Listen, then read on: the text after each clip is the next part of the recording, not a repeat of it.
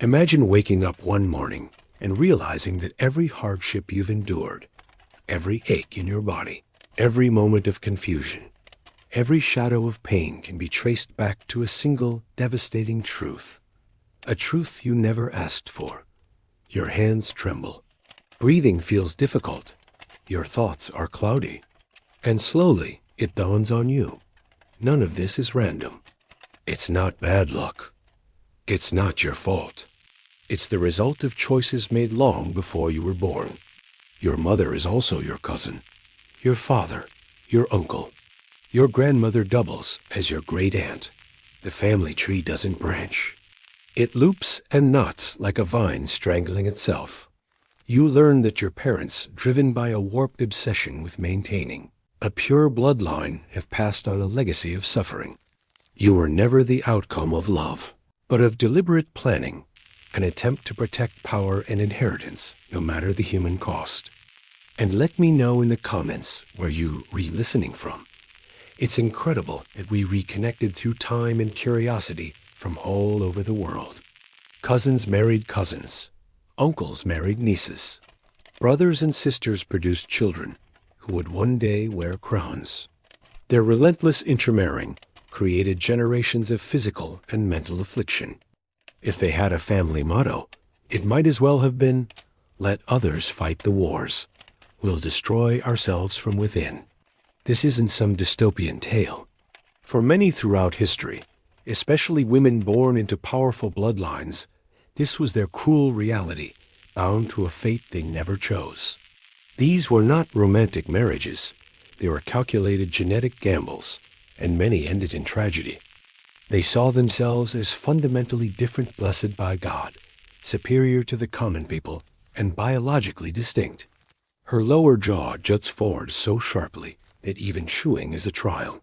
Servants must cut her food into tiny pieces, and meals often stretch into slow ordeals of labored chewing and cautious swallowing. Her name is Maria Anna of Austria. From the moment she draws breath, her fate is sealed not by choice, but by blood. Before we uncover these forgotten stories of pain and perseverance, if you find value in exploring the hidden corners of history, please consider liking this video and subscribing for more content like it. To truly understand these women's experiences, we must first examine the twisted logic that engineered their suffering. Heavy drapes keep out the sunlight and the stares of outsiders.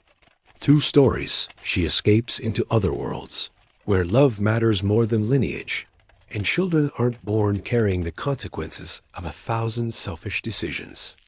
For generations, Europe has royal families believed that intermarriage within their own bloodline preserved their divine right to rule.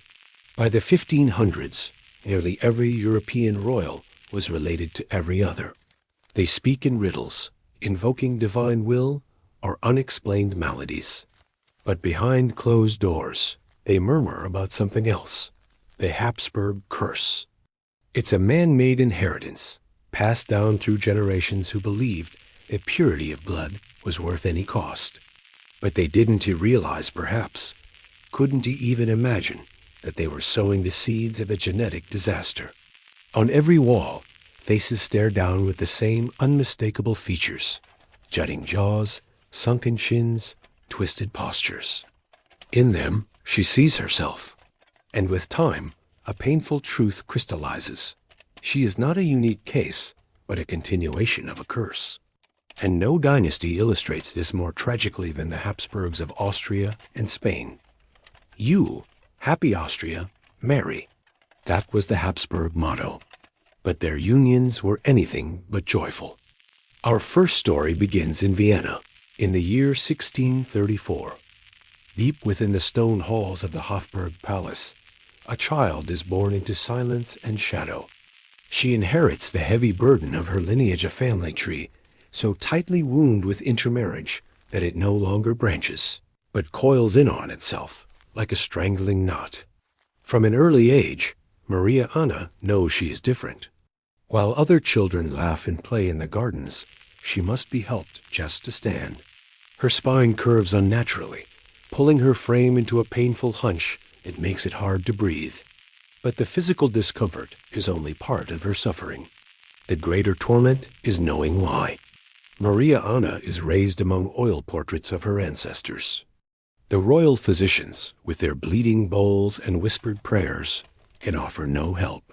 No one dares say it aloud to her face, but Maria Anna begins to understand her suffering is not a divine punishment. She spends her days in shadowed rooms, away from the public eye.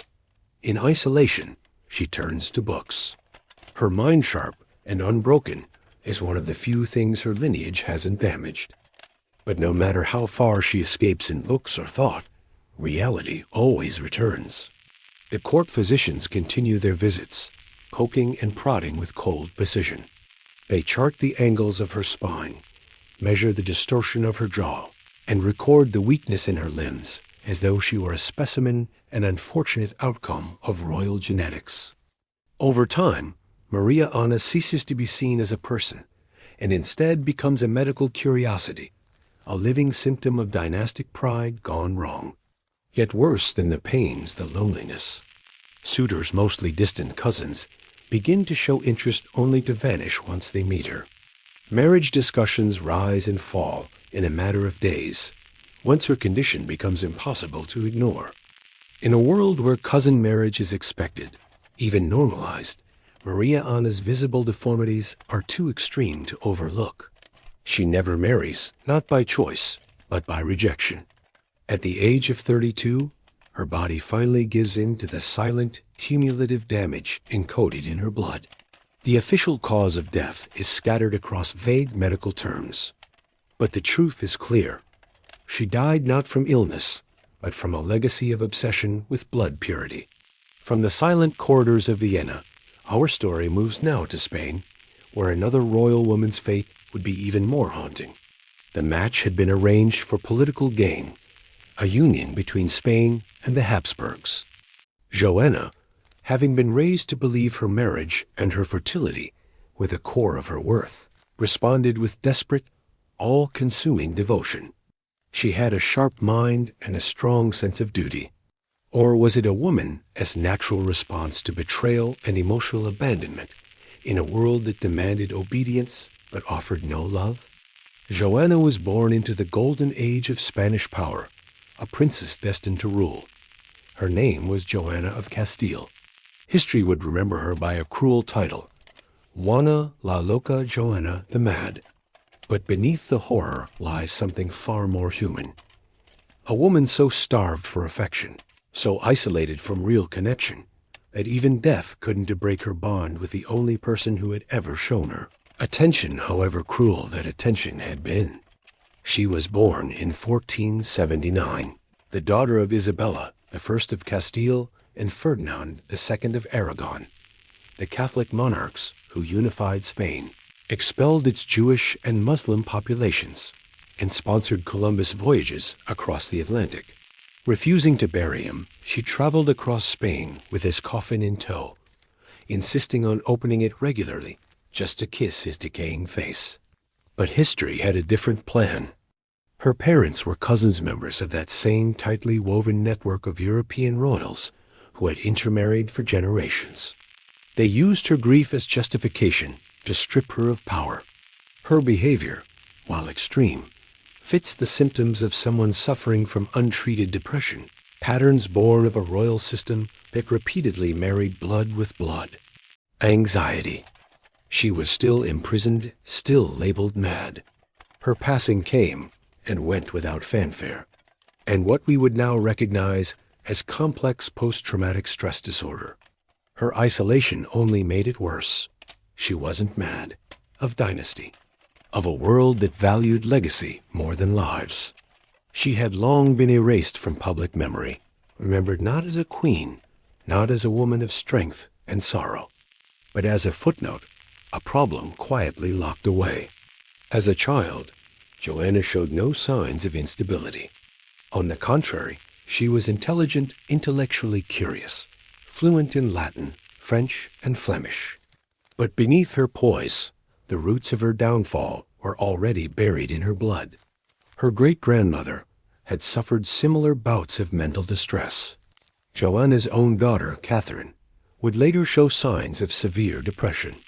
Servants reported she would go weeks without bathing, that she tore her clothes apart in fits of anguish, that she screamed into the night for hours on end.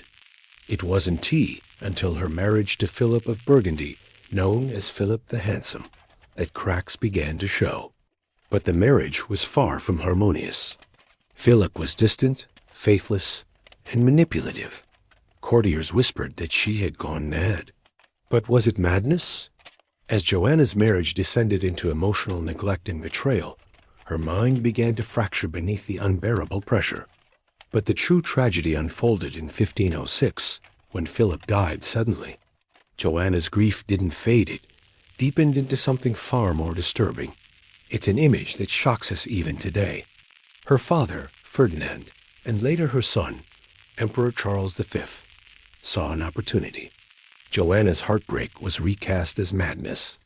She was confined to the convent of Santa Clara in Tordesillas, where she would remain for the next 46 years. The conditions were horrific. She was held in cold, dark chambers, given just enough food to survive, and denied basic hygiene. But this brings us to the real question, one that echoes through history. Was Joanna truly mad? Or was she broken by grief, by betrayal, by a lifetime of emotional suffocation? More and more historians argue that her so-called madness was political fiction, an excuse to sideline a rightful queen. And while her trauma was real, the genetic component cannot be ignored. Joanna's family tree is littered with signs of mental illness, episodes of psychosis, depression, and anxiety that worsened over generations. These weren't isolated cases, they were patterns. When Joanna finally died in 1555, by then, in truth, she was a casualty of politics. Our next story takes us into the gilded chambers of the Spanish royal court, where a young girl named Margaret Teresa bears the crushing weight of empire in a body far too fragile for her fate. She was born in 1651 to King Philip IV of Spain and his niece, Mariana of Austria. Yes, his niece. By this point, the Habsburg dynasty had become so deeply entangled in its own bloodline that uncles marrying their brothers, daughters was not just accepted, it was expected. Margaret Teresa's childhood is preserved not only in royal documents, but in paint immortalized by the great Spanish artist Diego Velázquez. In his portraits, we see her standing solemn and still, draped in stiff, towering gowns that belong more to a queen than to a child. These paintings are masterworks of diplomacy, but they also betray the subtle marks of inherited decline. Look closely, and you'll notice the early signs. The slight forward jut of the jaw, a distant gaze, a rigid posture. Velázquez, ever the court's loyal servant, does not overstate these deformities, but neither does he fully conceal them. Even as a child, Margaret's body bore the quiet indicators of the Habsburg genetic curse, a jaw beginning to protrude, a stiffness in her spine, a gaze that drifts away. But Margaret's greatest tragedy wasn't her appearance. It was her complete lack of control over her own destiny. From the moment of her birth, her life was mapped out, not in years, but in treaties. She learned court languages, studied music, mastered courtly dances, and even practiced painting. But all of it was for one purpose: to polish her for marriage, to make her more appealing to the man who also happened to be her blood relative. Their wedding is celebrated with grand processions and lavish ceremonies across Europe. Margaret Teresa is expected to bear children immediately. Her health is delicate, her body still developing, but the dynasty demands heirs and quickly. But for Margaret, it marks not the beginning of a joyful union, but the abrupt end of the little girlhood she had left behind. When she finally delivers a son who lives beyond infancy, the court breathes a sigh of relief only for it to fade into dread as the boy begins showing the telltale signs of the Habsburg inheritance: frailty, deformities, cognitive delays. She wasn't seen as a daughter or a girl or even a future queen. She was a diplomatic instrument forged in flesh. Her new husband was not only her uncle, but also the man who would ensure the continuation of a bloodline already unraveling from within.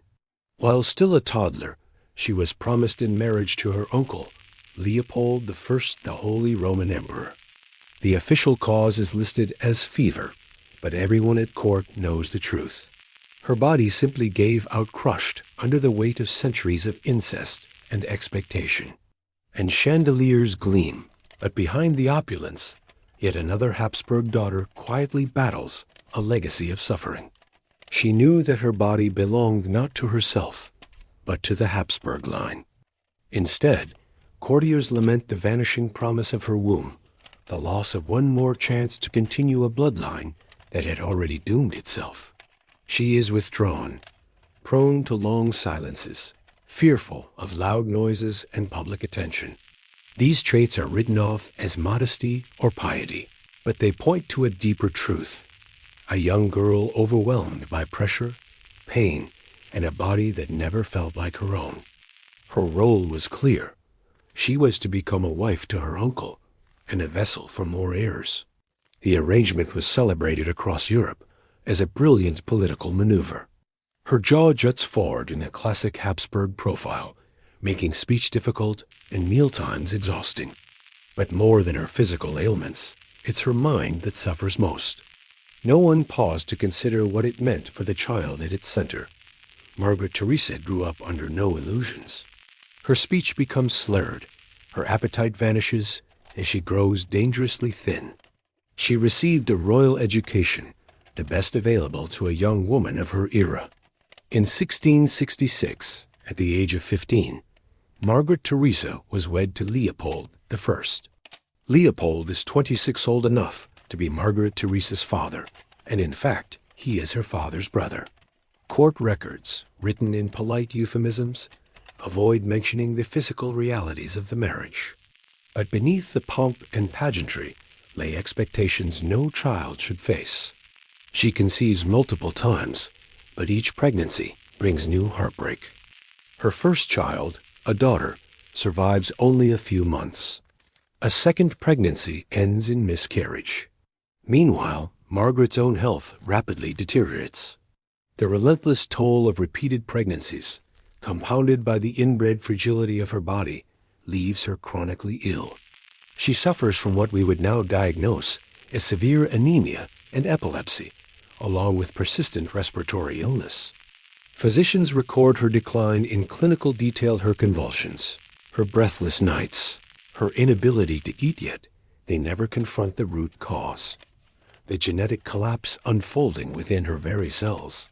In 1673, at just 21 years old, Margaret Theresa dies. Her death is mourned, but not as the loss of a daughter, a woman, a human being. From Spain, our journey now moves to the dazzling court of Versailles, where silks shimmer. Her name is Anna of Austria. Born in 1601 to Philip III of Spain and Margaret of Austria, yet another uncle-niece. Union celebrated by Europe's royal houses. Anna's early years in Madrid follow a now familiar pattern. She develops slowly, her milestones delayed. She shows signs of what modern medicine might call severe anxiety and depression. Daily life becomes a quiet torment for Anna of Austria. In 1615, at just 14 years old, she is married off to Louis XIII of France, a union meant not for love, but to seal a fragile peace between two long-warring empires, Spain and France. The diplomacy is celebrated, the alliance praised. But lost in all of it is Anna herself, a teenager uprooted from her homeland, thrust into a foreign court, expected to perform flawlessly in a role she never chose. At first, the French welcome her with fanfare. Grand balls, feasts, and flattering portraits announce her arrival. But beneath the surface, Anna is drowning. She must adapt to a language she barely speaks, customs she doesn't understand, and a palace where every glance is a judgment. Historians now suspect he battled deep depression and may have struggled with same-sex attraction feelings that, in the 17th century, could not be spoken of, much less accepted. Their marriage is cold from the start. Worse still is her husband. Louis XIII, distant and emotionally withdrawn, offers little affection. Some courtiers even suggest Louis should seek a new wife, someone capable of doing what Anna cannot. She grows fearful of public appearances. To the outside world, she is simply the quiet, disappointing queen.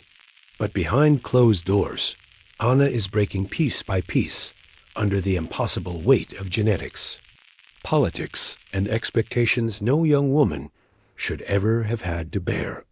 But her story, so often buried beneath grand images of Versailles and royal lineage, is not a tale of triumph. It is a warning. A deeply human tragedy hidden behind dynastic pride, a woman reduced to a vessel for heirs, her suffering dismissed as divine mystery rather than the obvious result of generations of inbreeding, retreating more and more into the safety of her private chambers. What we might now diagnose as agoraphobia sets in. For days at a time, their union, though not as genetically close as some Habsburg pairings, still traced its bloodlines back through centuries of cousin marriages and political unions. She remains hidden, afraid to show her face in court. They follow the crude medical theories of the time prescribing bloodletting, purging, and absurd diets. But like Anna before her, she also carried within her body the quiet, invisible burden of Habsburg blood. She is subjected to invasive, humiliating examinations meant to diagnose the so-called faults in her womanhood. Each failed pregnancy adds another crack in their fragile union, the miracle. And soon, the king and queen live almost entirely separate lives united, only when royal ceremony demands it. With little comfort from her husband or the court, Anna turns inward. She clings to religion, psychological strain, and public humiliation have left their mark. Anna suffers from chronic health issues, digestive troubles, respiratory illness, and what royal physicians call melancholy episodes that leave her bedridden for weeks. Today, we might recognize these symptoms as severe anxiety and depression conditions that afflicted many in the Habsburg lineage. Retreating into long hours of prayer and developing an intense devotion to Catholic ritual, faith becomes her only sanctuary. No one considers the deeper cause, the genetic damage inherited through generations of inbreeding. Male heirs are the lifeblood of dynasties, and without them, her worth as queen is questioned. In 1638, she gives birth to a second son, Philippe. The succession is now secure. France rejoices. Anna finally receives a measure of respect she has been denied for most of her life. Anna gives birth to a healthy son, the future Louis, the 14th, the Sun King. The court erupts in celebration. Church bells ring across Paris. For many, the birth is seen as proof of divine favor, a reward for Anna's piety and suffering. But for Anna herself, it's a moment of both triumph and renewed fear. She knows all too well that her worth now rests on repeating this success. Her early pregnancies end in loss, miscarriages, stillbirths, infants who die within days. Each tragedy chips away at her spirit. And yet Anna is expected to fulfill one duty above all others: bear sons. But Anna carries with her a legacy she cannot escape: the Habsburg bloodline, burdened by centuries of incestuous unions. Rather than offer comfort, the royal physicians blame her. As the years pass without a surviving child, Anna becomes increasingly isolated. Court gossip turns vicious. Whispers say she is cursed, that her Spanish blood has tainted France, that God is punishing her. The pressure consumes her. No one sees the full extent of her suffering. Anna's relationship with Louis XIII continues to unravel. And then, after 23 years of marriage, 2 years later, but the scars run too deep. Years of physical trauma. She dies in 1666, having lived long enough to witness her son ascend as one of the most powerful monarchs in Europe. And Anna is not the last. Though remembered mostly for her fate during the French Revolution, Marie Antoinette, too, was a daughter of this genetic legacy. Born in 1755, she was the 15th child of Empress Maria Theresa of Austria and Francis I, Holy Roman Emperor. When Marie Antoinette arrived in France in 1770 at just 14 years old, she was hailed as a symbol of renewal, a bridge between Austria and France. Her portraits, especially those painted by Elizabeth Vigée Lebrun, depict a queen of striking beauty and elegance. But if you look closely, the signs are there. The subtly protruding lower lip, the slightly receding chin, the faint shadow of the Habsburg jawline less severe than in earlier generations, but still unmistakable. A legacy written not just in lineage, but in bone and flesh. Yet Marie Antoinette's true struggles were not etched into canvas. They were buried beneath layers of silks, corsets, and court ceremony. Her pregnancies were plagued by hyperemesis gravidarum severe, unrelenting nausea, alongside panic attacks, insomnia, and what would now be diagnosed as prenatal depression. Her first child, Marie Thérèse, survived, but the children who followed were born into a climate of mounting political tension and personal despair. They had little to do with reality. The real Marie was not heartless. She was anxious, frightened, often overwhelmed. Her emotional fragility, compounded by years of physical strain and the quiet, corrosive legacy of genetic inheritance, left her ill-equipped to weather the political maelstrom into which she was thrown.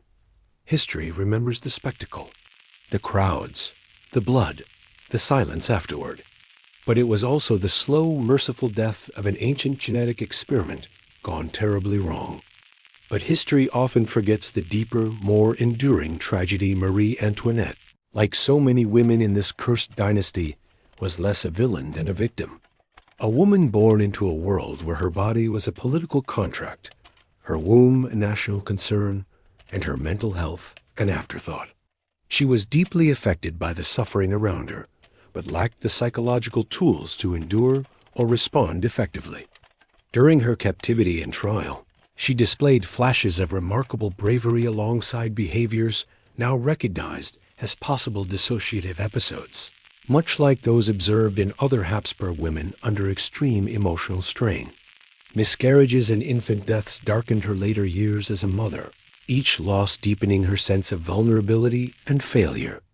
Her execution in 1793 marked not only the death of a queen, but the symbolic end of a genetic legacy that had shaped Europe for centuries.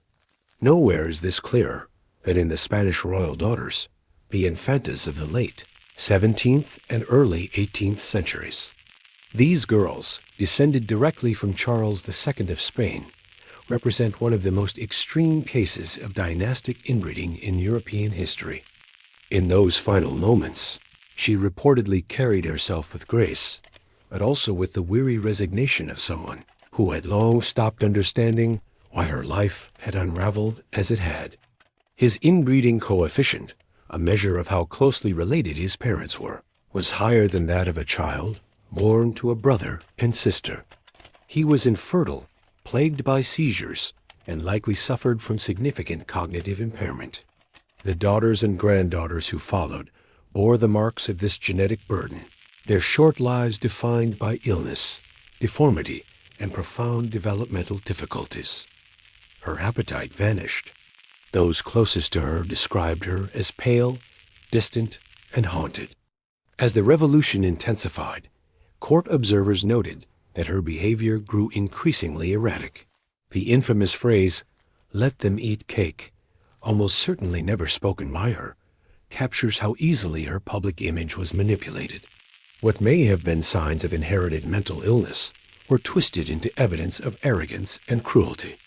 She fluctuated between bursts of frantic energy and long periods of withdrawal, unable to provide the steady leadership the moment demanded. She continued to perform her role, to wear her gowns and sit on her throne, but there was a growing vacancy in her eyes. She was watching the world collapse and knew she could do nothing to stop it. Like many descendants of the Habsburg line, she suffered from what contemporary doctors vaguely called feminine disorders, severe menstrual irregularities, hormonal imbalances, and recurrent miscarriages. Today, Modern medicine might recognize in her symptoms the signs of polycystic ovarian syndrome or endometriosis, conditions with genetic links that were poorly understood, if at all, in the 18th century. For 7 years, the marriage remained unconsummated, a fact that quickly became court gossip.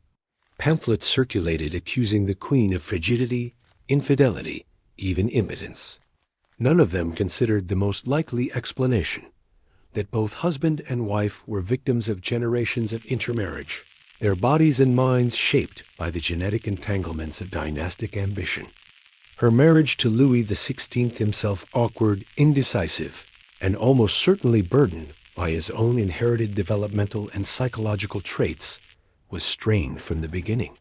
When Marie Antoinette finally conceived, the ordeal was far from over. And then came the revolution. The myths that surrounded Marie Antoinette, the Austrian whore, the frivolous spendthrift who said, "Let them eat cake," were weapons forged in ignorance and fear. As the Bastille fell and mobs flooded the streets of Paris, Marie Antoinette retreated inward. Her already fragile health declined further. Her sleep became irregular. In 1793, she was executed by guillotine. The fall of the French monarchy marked the symbolic end of many things: absolutism, aristocratic privilege, divine right. Her impulsiveness and emotional volatility, traits that might have been tolerated in times of peace, became critical vulnerabilities as France slid into chaos. Modern scholars continue to debate whether these fluctuations were purely the result of external stress or symptoms of deeper psychological conditions that ran through the Habsburg bloodline. In truth, her flaw was not a lack of empathy, but rather an excess of it, paired with emotional fragility. Her jailers documented moments of confusion, difficulty concentrating during questioning, and periods of emotional detachment when confronted with overwhelming fear. To grasp the full magnitude of the Habsburg genetic crisis, one must look beyond individuals and examine the cost across generations.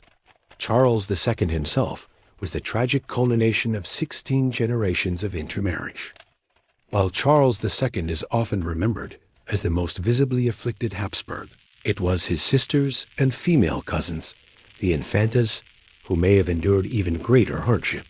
Unlike Charles, they were expected to marry and bear children, despite suffering from severe physical and cognitive impairments. Their lives read less like royal biographies and more like tragic medical case files, illustrating the devastating impact of generations of inbreeding. One of the most tragic was Maria Margherita, born in 1651. From early childhood, she showed signs of profound developmental delays. Historical records describe a little girl who could not form clear speech until the age of 7, struggled with basic motor coordination. She experienced frequent seizures, then described by royal physicians as the falling sickness, almost certainly epilepsy, and suffered from chronic respiratory issues so severe that climbing stairs left her breathless. From the beginning, the union was doomed. Maria Margherita's cognitive impairments made it difficult for her to comprehend the expectations of marriage, while her physical ailments made consummation nearly impossible. It was less a marriage than a tragic continuation of a bloodline too burdened to survive. Physicians, surgeons, and priests formed a permanent entourage, tending to children who each bore different symptoms of a shared genetic crisis. From an early age, they were taught that their worth hinged entirely on their ability to produce heirs. They blamed themselves for what was, in truth, a consequence of choices made generations before their birth choices that placed political power above human health. Yet their very bloodline, so meticulously preserved through generations of dynastic marriage, was the very thing that made childbearing dangerous and healthy offspring nearly impossible. When close relatives have children, the risk of inherited disease rises sharply. In a genetically diverse population, harmful recessive genes are often silenced by healthy ones.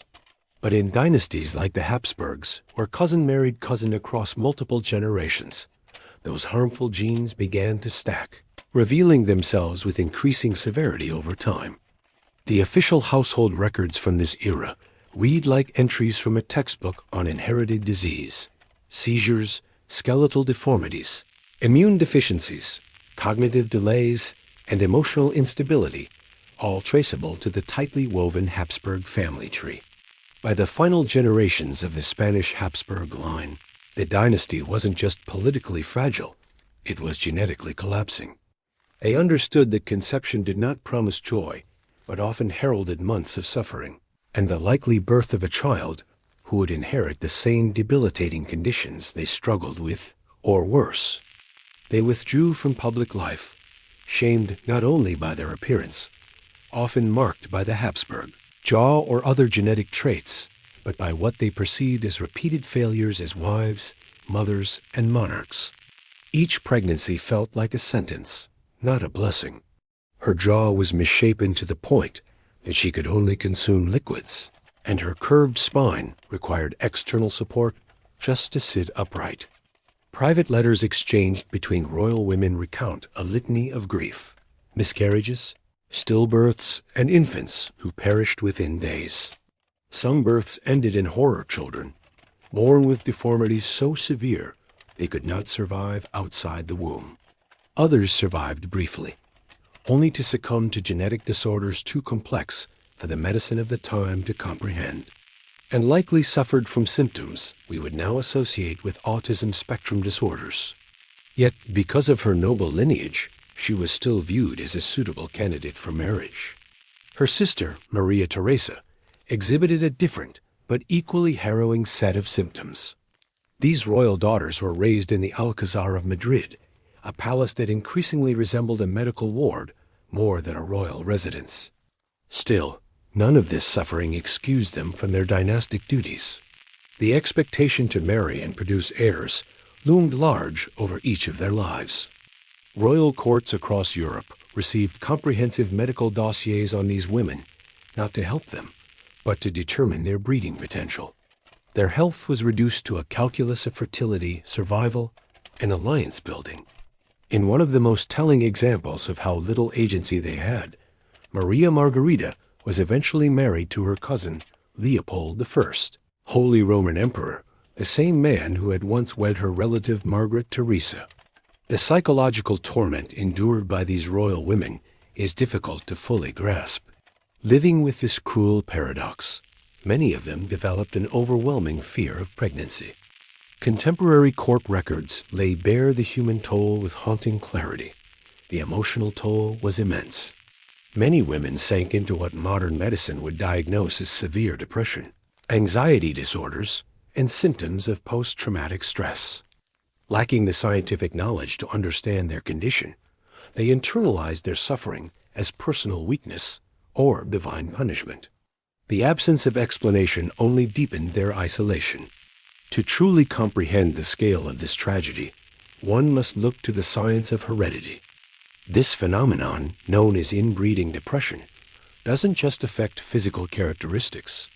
It compromises mental health, weakens immune function, and lowers fertility.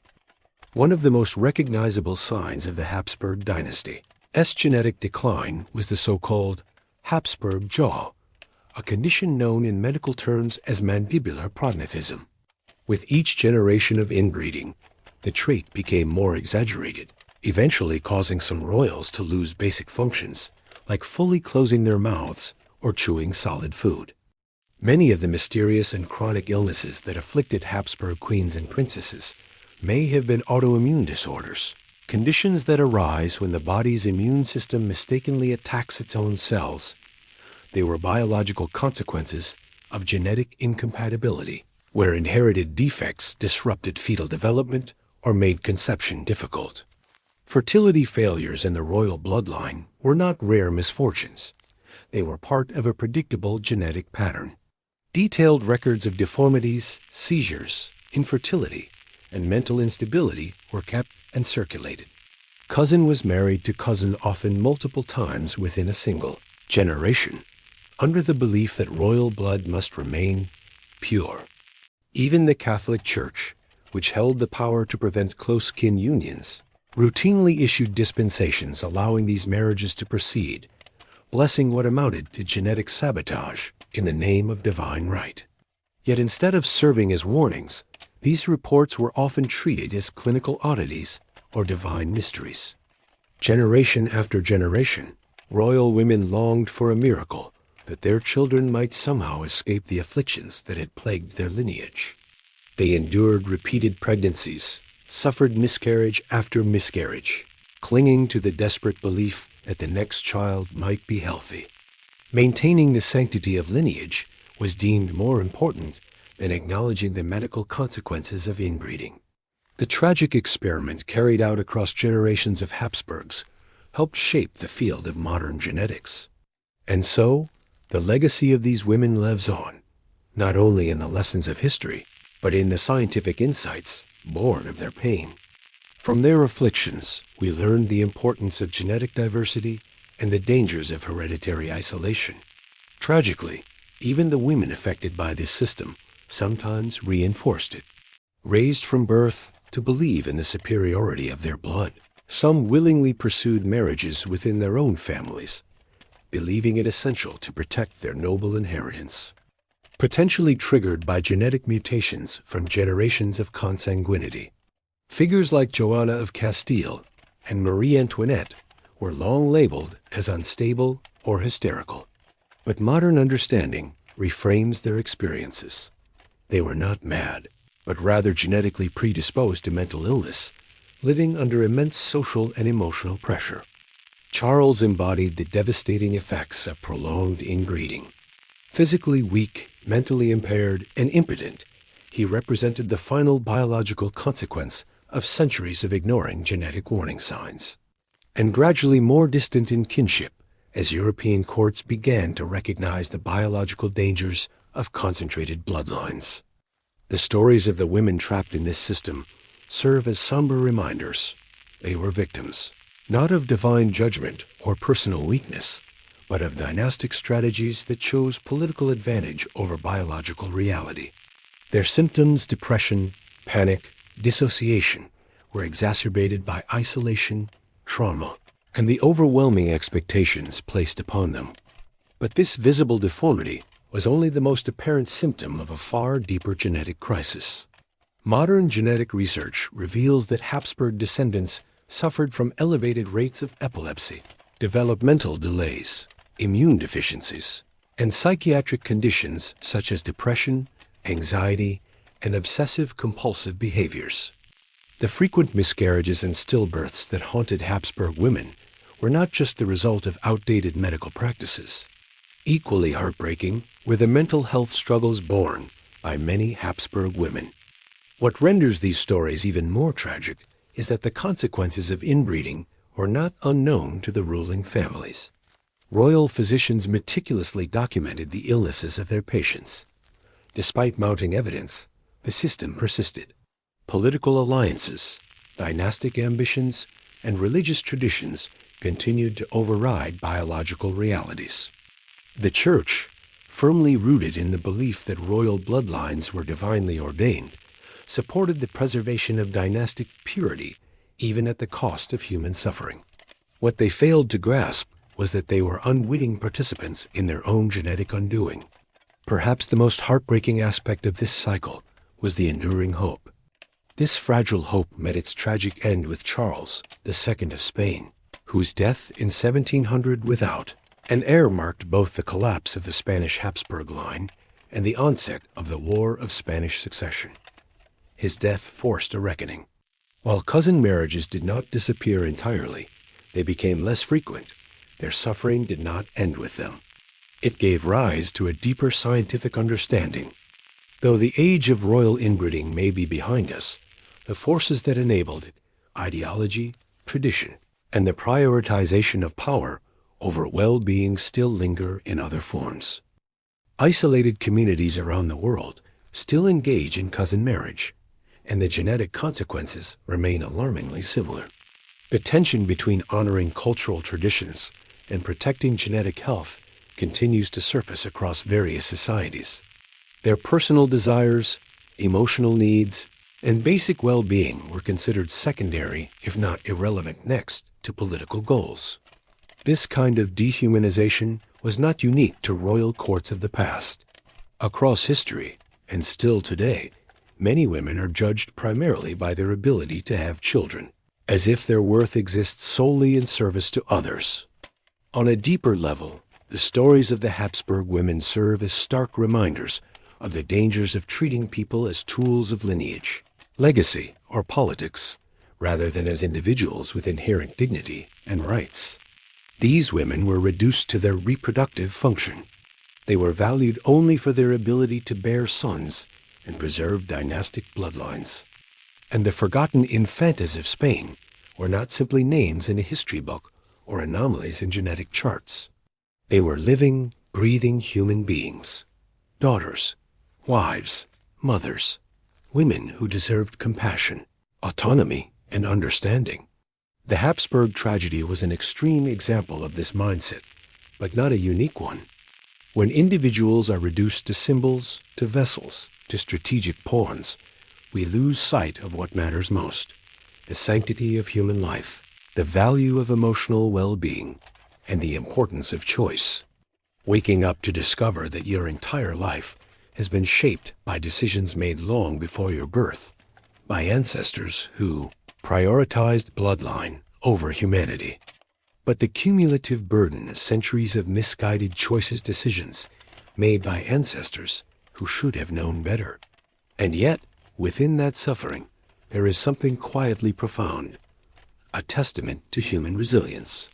For the women of the Habsburg dynasty, this wasn't a nightmare. It was their everyday reality. To ensure that no pursuit of political power, economic gain, or cultural pride should ever again come at the cost of human lives. The obsession with preserving royal bloodlines may have faded, at least in its most extreme forms, but the memory of their suffering remains. Heartbreaking, because their suffering was avoidable. Redemptive, because their stories have helped to end the very system that destroyed them. Their lives became a lesson that their ancestors refused to learn, that a person's worth is not determined by blood, but by their shared humanity. It reflects a global and ongoing pattern of individuals being sacrificed for the sake of tradition, honor, or perceived duty. The pain they endured, recorded in court documents, medical notes, and personal letters, became key evidence in the development of modern genetics. To remember, and to ensure that human dignity always comes first. Remember us and learn from our pain, so that no one else will ever suffer under the weight of bloodlines kept too pure. Their physical pain, mental suffering, reproductive trauma, and deep loneliness all stemmed from the same ancestral obsession: to keep the bloodline pure no matter the cost.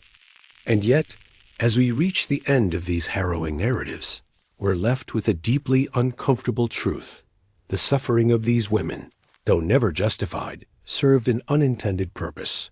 It wasn't a fair trade. Still, it wasn't meaningless.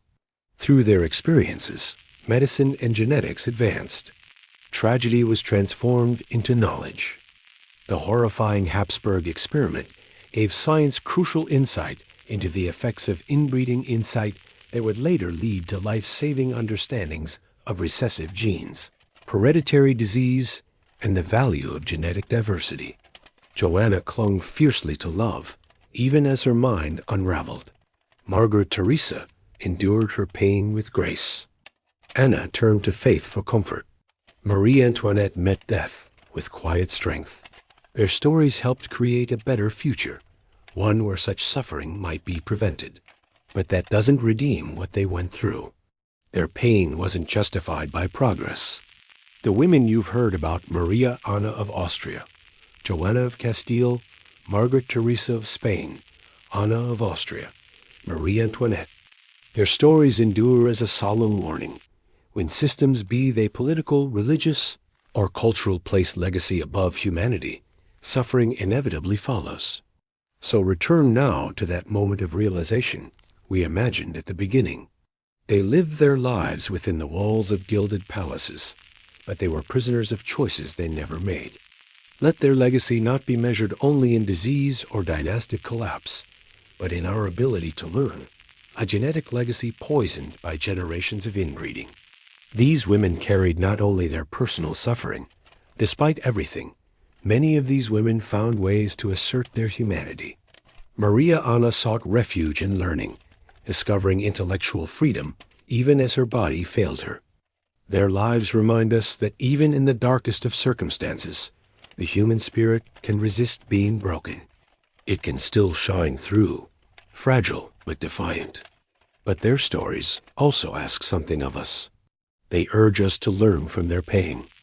It stands as a solemn warning of what happens when tradition outweighs compassion, when ideology is placed above humanity, and when power is valued more than love. In the end, their legacy is both heartbreaking and redemptive. They paid the highest price so that we might finally understand true nobility is not found in genetic purity, but in the courage to protect and value each other. Their voices may have been silenced by time and death, but they still echo across history with a message that is both simple and powerful. Remember us not for our royal titles or the politics that shaped our lives, but as human beings who deserve better.